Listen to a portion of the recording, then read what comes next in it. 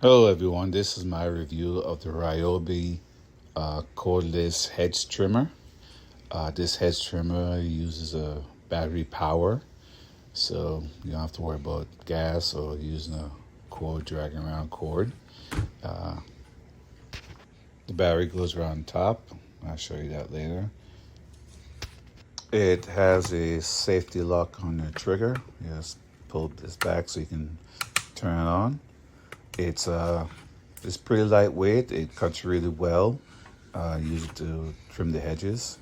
I'm going to insert the battery now so you could see it in operation a little bit.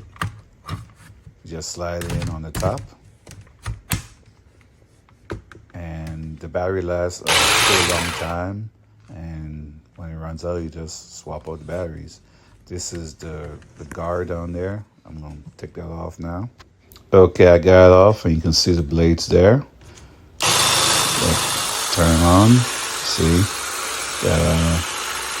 I don't have hedges right now because it's kind of winter time, so I can't really cut it to show you, but it's a good tool. I'm able to prune real fast with this, and I hope this review helps.